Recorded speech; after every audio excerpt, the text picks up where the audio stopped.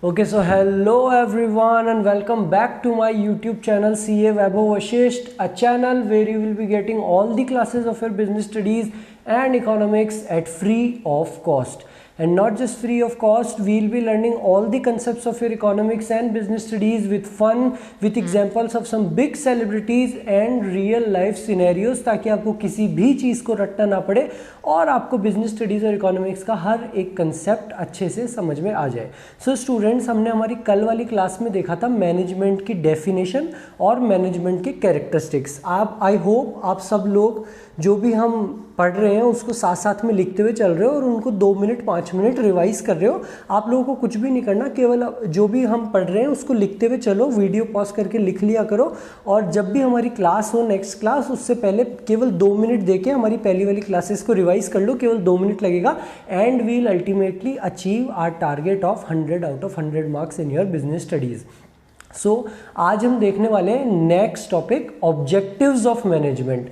उसको स्टार्ट करने से पहले हम छोटी सी चीज़ समझते हैं कि ऑब्जेक्टिव असल में होता क्या है। Objective is basically the end towards which are activities are directed. Sir and वे क्या बोल रहे हो? आप ऐसे समझो जैसे आप लोगों का ऑब्जेक्टिव है बीएसटी में 100 आउट ऑफ 100 मार्क्स लेके आने का, या आपके 12th में 95% स्कोर करने का। ये वो एंड है जहाँ पे आप जाना चाहते हो और आज आपकी जो भी एक्टिविटीज़ है, आप स्कूल जाते हो, ट्यूशन जाते हो, आप मेरी क्लास ले रहे हो, आप पढ़ाई कर रहे हो, आपकी जो भी एक्टिविटीज़ उस एंड की तरफ डायरेक्टेड है वो हमारा ऑब्जेक्टिव होता है। जैसे आप लोगों का ऑब्जेक्टिव है 95% लाने का, वैसे ही हमारे मैनेजमेंट के भी कुछ ऑब्जेक्टिव्स होते हैं। What is objective? They are the ends towards which the activities of an organisation are directed. अब आप लोगों ने अपना ऑब्जेक्टिव तो बता दिया कि सर हमारा ऑब्जेक्टिव है 95% लेके आने का। ऐसे ही बेटा ऑर्गेनाइजेशन के भी कुछ ऑब्जेक्टिव्स होते हैं, सेल्स बढ़ाने का, एम्प्लॉयज़ बढ़ाने का। लेकिन अगर हम ब्रॉडली क्लासीफाई करें किसी ऑर्गेनाइजेशन के ऑब्जेक्टिव को या मैनेजमेंट के ऑब्जेक्टिव को, तो हम ब्रॉडली उनको 3 कैटेगरीज में डिवाइड कर सकते हैं मैनेजमेंट के ऑब्जेक्टिव्स को। First is your organisational objective, second is social objective and the third one is personal objective. अगर आप लोगों के एग्जाम में क्वेश्चन आता है 6 मार्क्स का कि explain what are the objectives of management, तो आपको बकायदा सबसे पहले ऑब्जेक्टिव की डेफिनेशन लिखनी है, फिर बताना है कि वो 3 कैटेगरीज में क्लासीफाई होता है और इनको अच्छे से एक्सप्लेन करना है, जो हम आगे देखने वाले हैं। हो सकता है क्वेश्चन छोटे मार्क्स का, कम मार्क्स का आ जाए कि केवल ऑर्गेनाइजेशन ऑब्जेक्टिव को एक्सप्लेन करना है, तो आपको केवल इसको एक्सप्लेन करना है। लेकिन अगर क्वेश्चन आता है 6 मार्क्स का, तो आपको पूरा इसको एक्सप्लेन करना है। अब आप लोगों को ये चीज़ तो समझ आ गई कि ऑब्जेक्टिव क्या होता है और इसको हम 3 मेजर कैटेगरीज में डिवाइड कर रखे हैं। तो सबसे पहले हम समझते हैं कि ऑर्गेनाइजेशनल ऑब्जेक्टिव क्या होता है। तो ये नाम से ही क्लियर है आपका, ऑर्गेनाइजेशनल ऑब्जेक्टिव, यानी कि हमारी ऑर्गेनाइजेशन से रिलेटेड जो भी मैनेजमेंट को हमने 3 कैटेगरी में डिवाइड करा, तो जो भी हमारे ऑर्गेनाइजेशन से रिलेटेड ऑब्जेक्टिव है, ऑर्गेनाइजेशन के प्रॉफिट, उसकी ग्रोथ से रिलेटेड ऑब्जेक्टिव है, वो हमारे ऑर्गेनाइजेशनल ऑब्जेक्टिव में आएंगे। ऑर्गेनाइजेशनल ऑब्जेक्टिव को भी हम 3 पार्ट में डिवाइड कर रखे हैं। सबसे पहला सर्वाइवल, दूसरा प्रॉफिट, तीसरा ग्रोथ। अब इस पॉइंट को, इस ऑर्गेनाइजेशनल ऑब्जेक्टिव को समझने के लिए हम हमारा खुद का बिजनेस खोलेंगे। तो सपोज आप लोग आजकल चाय वाला जो है, MBA चाय वाला, उससे बहुत प्रभावित हो रहे हो, उसके वीडियोस भी काफ़ी आते रहते हैं। आप जैसे यूथ को बहुत प्रभावित कर रहा है, तो आप लोगों का भी एक कैफ़े खोल देते हैं, CA चाय वाला या कुछ भी करके आप लोगों ने भी एक कैफ़े खोल लिया। तो जब भी आपने कैफ़े खोला तो आपका भी कुछ ऑर्गेनाइजेशनल ऑब्जेक्टिव होगा। तो आपका पहला तो ऑब्जेक्टिव होगा सर्वाइव करने का, कि हमने जो कैफ़े खोला है सबसे पहले तो हमको सर्वाइव करना है। हमने जो कैफ़े खोला हो कहीं वो बंद नहीं हो जाए। और आप सर्वाइव कैसे कर पाओगे? तो आपने जो कैफ़े खोला उसके लिए आपने कोई ज़मीन रेंट पे ली होगी, कोई शॉप कुछ भी रेंट पे लिया होगा, तो आपको रेंट देना पड़ रहा होगा। आपने एक कुक हायर किया होगा, आपने एक सर्वेंट हायर करा होगा, आपने एक सर्व करने वाला हायर करा होगा, आप लोगों ने टेबल्स ली होगी, ब्रेड आती होगी, रॉ मटेरियल आता होगा। तो इन सब का खर्चा हो रहा है सपोज कितने का? 50,000 का। और जो आपकी सेल्स है वो केवल 40,000 की हो रही है। तो जो आपकी कॉस्ट है 50,000, आप उसको भी कवर नहीं कर पा रहे, तो आपको 1 महीने 2 महीने, ज़्यादा से ज़्यादा 3 4 6 महीने में आपको अपना कैफे बंद कर देना होगा, यानी कि आप सर्वाइव भी नहीं कर पाए। So the first organisational objective of any organisation is to survive. And how will any organisation survive? Survive, it will survive if it is able to cover its cost. आपकी जो भी वेरिएबल कॉस्ट आ रही थी 50,000 रुपए अपने cafe को चलाने के लिए, सबसे पहले तो आपको उसको कवर करना होगा। आपकी सेल्स इतनी होनी चाहिए कि आपकी वो कॉस्ट कवर हो जाए, तो आप मार्केट में सर्वाइव कर पाओगे। So basic purpose of every organisation is to survive, and how will any organisation survive? It will survive if it is able to cover its cost. अगर वो अपनी कॉस्ट को कवर कर पा रही है तो ही वो सर्वाइव कर पाएगी। ठीक है सर, हम सर्वाइव तो कर लिए, हमारा खर्चा होता है 50,000 का और हम 50-55,000 की सेल्स तो कर लेते हैं। हम पहले महीने, दूसरे महीने में हमने 60,000 की कर ली, हम सर्वाइव तो कर लिए। दूसरा आपका ऑब्जेक्टिव है सबसे इंपॉर्टेंट, प्रॉफिट का। बोले सर ये तो है ही, इसीलिए तो हमने खोला था, MBA चाय वाले कैफे से प्रभावित होकर हमने इसलिए तो खोला था हमारा कैफे, प्रॉफिट कमाना है इसको। So your second organisational objective is profit. It is the reward given to the businessman for bearing risk and is the most important objective. ये सबसे इंपॉर्टेंट ऑब्जेक्टिव है। अगर कोई भी ऑर्गेनाइजेशन में प्रॉफिट नहीं है तो वो ऑर्गेनाइजेशन किसी काम की है ही नहीं। सो your second objective is profit and it is the most important objective. अब आप सर्वाइव भी कर लिए, आप प्रॉफिट भी अच्छा कर रहे हो, तो आपका तीसरा ऑर्गेनाइजेशनल ऑब्जेक्टिव आता है ग्रोथ का। आप प्रॉफिट तो कमा रहे हो, अब आप सोचोगे यार मेरी ग्रोथ भी होनी चाहिए। सर आज के समय में मैं साल के या मैं एक दिन की 2000 चाय बेचता हूं, लेकिन सर मैं चाहता हूं कि मैं 3000 कप चाय के बेचूं, या मैं 1000 समोसे बेच रहा हूं तो मैं चाहता हूं कि सर मैं 2000 समोसे बेचूं। So this is growth. So success of an organization is measured by the growth rate. And how is growth measured? Growth is measured in terms of increase in sale और in terms of increase in departments, in terms of increase in employees. आपके अभी employees काम कर रहे हैं, suppose 10 employees काम कर रहे हैं और आप सोचोगे कि अगर 20 एम्प्लॉइज हो जाए तो growth is also measured in terms of increase in employees. तो ये थे आपके 3 ऑर्गेनाइजेशनल ऑब्जेक्टिव। फर्स्ट सर्वाइवल, सबसे पहले तो सर्वाइव करना है। दूसरा सबसे मोस्ट इंपॉर्टेंट ऑब्जेक्टिव जिसके लिए हमने कैफे खोला था, profit. And the third one growth. And how is growth measured? Success तो मेजर होती है ग्रोथ रेट से। And how is growth measured? In terms of increase in sales, in terms of increase in employees, in terms of increase in our departments और our branches. ठीक है sir, ये तो हमको क्लियर हो गया organisational objective. So your second major category of the management objective is social objective. और social objective क्या होता है बेटा? आप लोगों ने कैफे खोला या आप सपोज आप लोगों ने कोई कार बनाने की एक नई अपनी कंपनी खोली, जैसे मारुति है, hyundai है, वैसे आप लोगों ने कार बनाने की नई कंपनी खोल दी, होयोटा, टोयोटा, जो भी नाम से आपने नई कंपनी खोली। तो आप लोगों ने सर्वाइव भी कर गए, प्रॉफिट भी कमा लिए, ग्रोथ भी कर लिए, तो क्या केवल अपना पैसा लेके निकल जाओगे? गवर्नमेंट कहती है कि आप यहाँ से प्रॉफिट तो कमा रहे हो, लेकिन आपके कुछ सोसाइटी के लिए भी ऑब्जेक्टिव्स होने चाहिए, क्योंकि आप इस सोसाइटी में ही काम कर रहे हो।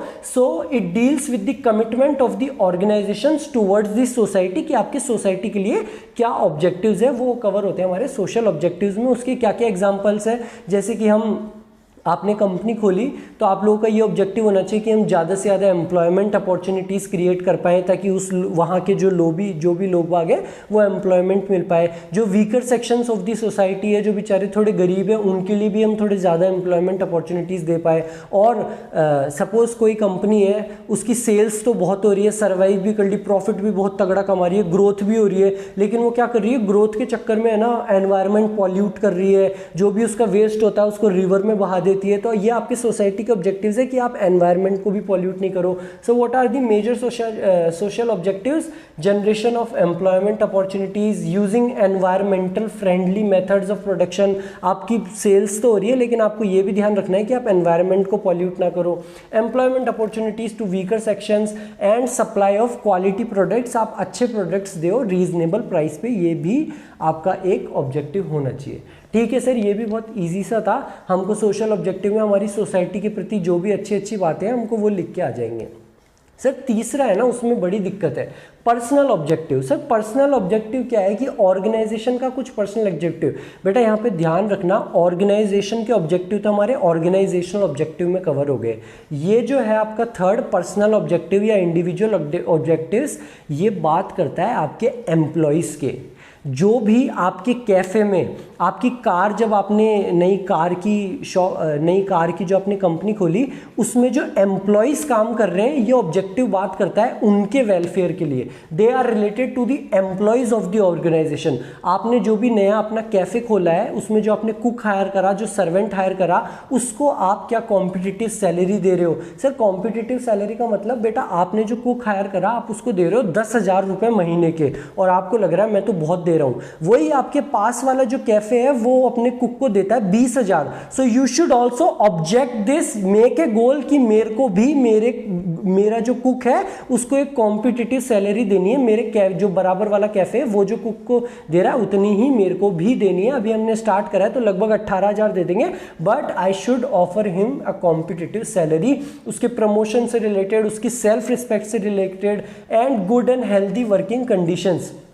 आपने कैफ़े खोला, वहाँ पे बेचारा धुएं में ही मरे जा रहा है, वो अस्थमा का मरीज़ हो गया। सो you should also focus on good and healthy working conditions. या तो आप किसी खुले में उसके खाने पीने का जो बनाने का है उसका इंतज़ाम करो, या फिर आप चिमनी लगाओ। So these are related to the employees of the organisation. और इसमें क्या क्या है? You should offer him a competitive salary, promotion, self respect, good and healthy working conditions. ठीक है सर, ये हमको क्लियर हो गया कि ऑर्गेनाइजेशन ऑब्जेक्टिव का अगर क्वेश्चन आ जाए, ऑब्जेक्टिव्स का अगर क्वेश्चन आ जाए, तो सबसे पहले तो हमको डेफिनेशन लिख के आनी है that objectives are the ends towards which the activities of the organization are directed। ये वो एंड है जहाँ पे हमारी एक्टिविटीज़ डायरेक्ट हो रही है। उसके बाद में हमको लिखना है कि ये 3 मेजर कैटेगरीज में डिवाइडेड है। First is organisational objective, second is social objective and the third one is personal objective. जो ऑर्गेनाइजेशनल ऑब्जेक्टिव है वो भी 3 तरीके से डिवाइडेड है, सर्वाइवल, प्रॉफिट, तीसरा ग्रोथ। सोशल ऑब्जेक्टिव्स में हमको लिख के आना है कि हमको environmental friendly methods of production use करने हैं, हमको एम्प्लॉयमेंट अपॉर्चुनिटीज़ जनरेट करनी है, जो weaker sections of the societies है उनको एम्प्लॉयमेंट देना है। पर्सनल ऑब्जेक्टिव में हमको जो एम्प्लॉयज़ काम कर रहे हैं हमारे ऑर्गेनाइजेशन में उनके लिए लिख के आना है, it is related to the employees of the organisation that we have to offer them good competitive salary, we have to give them self respect, promotion and good and healthy working conditions. सही, ये topic तो हमारा अच्छे से clear हो गया objectives of management का। Next topic क्या है? सो बेटा your next topic, okay, so your next topic is functions of management. और जैसा कि हमने हमारी कल वाली क्लास में भी देखा था that management is a process. और प्रोसेस क्या होता है? Process is a sequence of events. So बेटा ये फंक्शंस वही हैं, this is the sequence of events that every manager have to do. Every manager have to perform these functions in this sequence only. और इसको ज़्यादा हमको detail में समझने की ज़रूरत नहीं है क्योंकि ये आपके चैप्टर्स के नाम ही है। हम इस एक एक फंक्शन को अच्छे से डिटेल में पूरे चैप्टर वाइज पढ़ने वाले हैं, लेकिन अभी हम एक बेसिक ओवरव्यू कवर कर लेते हैं कि हम इस आने वाले चैप्टर्स में क्या क्या पढ़ने वाले हैं। So your first function of the management is planning. तो हम वही एग्जांपल लेंगे हमारा, जो भी आपने कैफ़े खोलने का, या सपोज आपने नई कंपनी स्टार्ट की थी अपने कार बनाने की, Hyundai, मारुति, ऐसी आपने भी एक अपनी कंपनी स्टार्ट करी। तो आप अपनी खुद की कार बनाने की कंपनी स्टार्ट कर रहे हो तो सबसे पहले आपको प्लान करना पड़ेगा। हाँ सर, हम एक कॉपी और पेन लेंगे, हम उसमें लिखेंगे कि मैं ऐसी ऐसी कंपनी बनाऊंगा, टोयोटा जैसी मैं ये कार लेके आऊँगा, एक मैं ऐसी कार लेके आऊँगा नेक्सॉन की जैसी मिनी SUV। आप पूरा प्लान करोगे, इसके लिए मैं रॉ मटेरियल यहाँ से लेके आऊँगा, इंजन में इसका लगाऊंगा रॉल्स रॉयस का, ये मैं BMW का लगाऊंगा। आप पूरा प्लान बनाओगे। So what is planning? It is deciding in advance what to do, how to do, when to do, और इस काम को कौन करेगा। So your first function of the management planning, it is deciding in advance what to do, how to do, when to do, and who is going to do. It is the first function performed by every manager and this function is the base for all the other functions। जो भी हमारे और अलग functions है, organizing, directing, controlling, जो भी other functions है उसको perform करने के लिए सबसे पहले ये बेस होना चाहिए। हमको प्लान करना पड़ेगा कि हम क्या करेंगे, कैसे करेंगे, कौन करेगा उस काम को। ठीक है सर, ये तो इजी सी चीज़ है, हमको प्लान बनाना, ये हमको समझ में आ गया। ये सब हम इस चैप्टर में भी आगे डिटेल में पढ़ने वाले हैं। ये सर नेक्स्ट फंक्शन ऑर्गेनाइजिंग, इसमें बहुत दिक्कत आती है सर। प्लानिंग भी नाम से ही समझ में आ जाता है कि प्लान कर रहे हैं, स्टाफिंग भी समझ में आता है कि हमको स्टाफ रखना है, लोगों को रखना है, कंट्रोलिंग भी समझ में आ जाता है। सर ये ऑर्गेनाइजिंग क्या होता है? So your second function of the management organising. बेटा इस फंक्शन में मैनेजर को क्या करना होता है? एक ऑर्गेनाइजेशन स्ट्रक्चर डिजाइन करना होता है। सर ऑर्गेनाइजेशन स्ट्रक्चर का मतलब कि हमारी ऑर्गेनाइजेशन कैसे वर्क करने वाली है। सर उसका मतलब तो आप लोग अपनी कंपनी बनाए थे कार मैन्युफैक्चरिंग की, तो जब आपने सबसे पहले तो आपने प्लानिंग करी, आपने मेरे को इतनी इतनी कार बेचनी है, मैं यहाँ से ऐसे ऐसे करने वाला हूँ। उसके बाद में आपको ऑर्गेनाइजिंग करना पड़ेगा, यानी कि आपको ऑर्गेनाइजेशन स्ट्रक्चर तैयार करना होगा कि इस कार को सेल करने के लिए मेरे पास में यहाँ पे शोरूम होना चाहिए, यहाँ पे मेरे पास सेल्स मैनेजर होने चाहिए, और उन सेल्स मैनेजर तक कार पहुँचने के लिए मेरे पास एक प्रोडक्शन मैनेजर होना चाहिए जो कार को प्रोड्यूस करेगा। तो यहां पे मैं फैक्ट्री लगाऊंगा, और उन प्रोडक्शन मैनेजर के पास में रॉ मटेरियल पहुंचने के लिए मेरे पास में एक परचेज मैनेजर होना चाहिए जो यहां से इस पार्ट को परचेज करेगा, यहां से इंजन को परचेज करेगा। So you will develop an organisation structure in the second function of management. After planning, every manager is to organize the activities and establish an organization structure to execute the plan. और organization structure क्या होता है? Organized structure means deciding the framework of working, how many units or departments will be needed, how many post, ये वो वाला post नहीं है आपका इंस्टाग्राम पोस्ट जो आपने अपने दोस्त के लिए हैप्पी बर्थडे पे पोस्ट किया था। पोस्ट यानी कि प्रोडक्शन मैनेजर की पोस्ट, फैक्ट्री मैनेजर की पोस्ट, परचेज मैनेजर की पोस्ट, सुपरवाइजर की पोस्ट, कितनी मेरे को पोस्ट चाहिए होगी, कितने मेरे को डिपार्टमेंट चाहिए होंगे, ये सब कुछ डिसाइड करना आपका किस फंक्शन में आता है? ऑर्गेनाइजिंग के फंक्शन में। ठीक है सर, आज फाइनली क्लियर हो गया कि हमको ऑर्गेनाइजिंग में करना क्या है। Your third function of the management is staffing. ये आपके नाम से ही क्लियर है। जो जो हमने ऑर्गेनाइजेशन स्ट्रक्चर में पोस्ट का पता लगाया कि एक परचेज मैनेजर होना चाहिए, एक प्रोडक्शन मैनेजर होना चाहिए, एक फैक्ट्री मैनेजर होना चाहिए, तो होना तो चाहिए। अब उस जगह एक आदमी को, किसी औरत को, राम श्याम सीता गीता किसी को लगाना होगा, वो कवर होता है हमारे थर्ड फंक्शन में, that is staffing. It is refers to recruiting, selecting, appointing the employees, assigning them duties. बेटा ये रिक्रूटिंग, सेलेक्टिंग और अपॉइंटिंग, ये मैं अभी आपको सस्पेंस के लिए बता देता हूं। ये तीनों अलग अलग फंक्शंस है। जब हम हमारा स्टाफिंग वाला चैप्टर पढ़ेंगे तब हम डिटेल में एग्जांपल के साथ में समझेंगे कि रिक्रूटिंग क्या होता है, सेलेक्टिंग क्या होता है और अपॉइंटिंग क्या होता है। अभी आपके लिए बेसिकली आप ये याद कर लो कि जो भी हमने पोजीशन डिसाइड करी फैक्ट्री मैनेजर की, प्रोडक्शन मैनेजर की, उस पे किसी राम श्याम किसी भी आदमी को लगाना, वो होता है हमारे स्टाफिंग में। सर केवल राम श्याम को लगाना ही होता है बेटा। उस राम श्याम को, प्रोडक्शन मैनेजर को जब हमने लगा दिया तो उसको सैलरी देना, उसको प्रमोशन देना, ये सारे काम भी हमारे स्टाफिंग में ही आएंगे। It also includes training and developing the employees, deciding the remuneration, promotion and increments, कि हमको इस दिन उसको दिवाली बोनस देना है, इस दिन क्रिसमस का बोना है, ये सारे हमारे स्टाफिंग के काम में आएंगे। ठीक है सर, ये भी क्लियर हो गया। Now your fourth function of the management is directing. अब आपने प्लान भी बना लिया कि हमको ऐसी ऐसी कार बेचनी है, 5000 कार बेचनी है। आपने ऑर्गेनाइजेशन स्ट्रक्चर भी तैयार कर लिया कि एक प्रोडक्शन मैनेजर होना चाहिए, फैक्ट्री मैनेजर होना चाहिए। उधर एक राम को, श्याम को, सीता गीता को लगा भी दिया, स्टाफ भी ले आया। अब वो स्टाफ आके आराम से सो रहा है अपने, तो आपको वहाँ पे डायरेक्ट भी करना होगा इसको कि भाई उठ और काम कर। यहाँ पे मैनेजमेंट का काम क्या होता है? लीडरशिप से रिलेटेड, कि आपको उससे काम करवाना होगा, उसको डायरेक्शंस देना होगा, उसको इंस्ट्रक्शन देना होगा एम्प्लॉय को कि तुमको ऐसे ऐसे काम करना है। It refers to giving directions और instructions to employees by motivating them, supervising them and communicating. और आपको उससे कैसे काम करवाना है, केवल उसके लात मार के काम नहीं करवाना, उसको मोटिवेट करके। मोटिवेट केवल बातों से ही नहीं होता, कई बार पैसों से भी होता है मोटिवेट। ये भी हम इस चैप्टर में देखने वाले हैं कि हम मोटिवेट कैसे करेंगे एम्प्लॉयज को।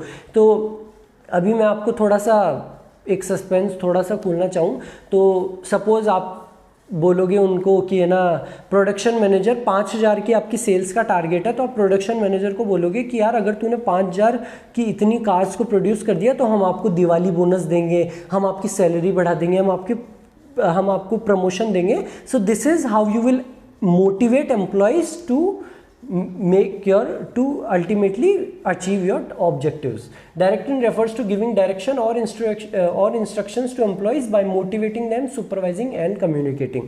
ठीक है सर, ये भी क्लियर हो गया कि उनको डायरेक्ट भी करना है, यहाँ पे एक लीडरशिप वगैरह ये सब चीज़ें आने वाली है. Now your fifth function is controlling. Sir controlling का मतलब क्या, उनको कंट्रोल करना है, उनको क्या ऐसे नचाना करना है? बेटा यहाँ पे ये नहीं है, यहाँ पे क्या है कि आप लोगों ने प्लानिंग वाले फंक्शन में डिसाइड किया था कि हम 5000 कार्ड्स की सेल्स करेंगे. हाँ सर किया था. So now in this function you will perform performance measurement. Sir ये क्या होता है? बेटा आप देखोगे कि जो हमारी प्लान्ड परफॉर्मेंस है, आपकी प्लान्ड परफॉर्मेंस क्या थी?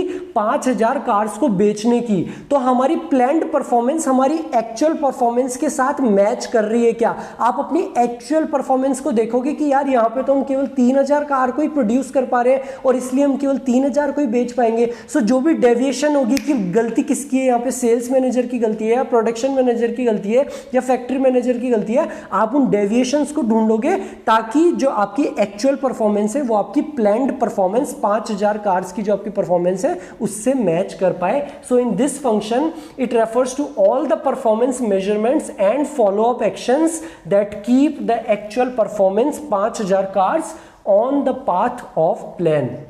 Managers try to match the actual performance with the planned performance and try to find the deviation कि deviation कहाँ पे है, किस डिपार्टमेंट की गलती है, आप उस गलती को दूर करोगे ताकि आपकी actual performance आपकी planned performance की बराबर रहे. So these were the 5 major functions that any manager needs to perform. क्या थे वो functions? Your first function is planning. It is deciding in advance what to do, how to do, when to do, and this is the base for all the other functions. Next function was organizing. Organizing में क्या था? हमको एक organization structure को तैयार करना है. Organization structure का मतलब it is the framework in which the organization will prevail. एक factory manager होगा, एक production manager होगा. अब हमने ये post को decide कर लिया, इन departments को decide कर लिया. अब वहां पे हमको किसी राम शाम को लगाना भी होगा. So then comes into picture your third function, that is staffing. It is recruiting, selecting and appointing the employees. और एक बार उनको अपॉइंट कर लिया तो उनकी सैलरी, उनके प्रमोशन भी हमारे स्टाफिंग में ही आएगा. अब अगर वो आके बेचारा सो रहा है तो हम उसको डायरेक्ट भी करना होगा. What is directing? It is giving directions और instructions to the employees by motivating them to perform the functions and ultimately achieve our objective. And your fifth function was controlling. और controlling में क्या है, हम देखेंगे performance measurements अप्लाई करेंगे कि हमारी जो actual performance है वो हमारी planned performance के साथ में चल रही है क्या. So thank you very much. ये थी हमारी आज की class objectives of management and functions of management पे. मिलते हैं हम हमारी next क्लास में. Thank you very much.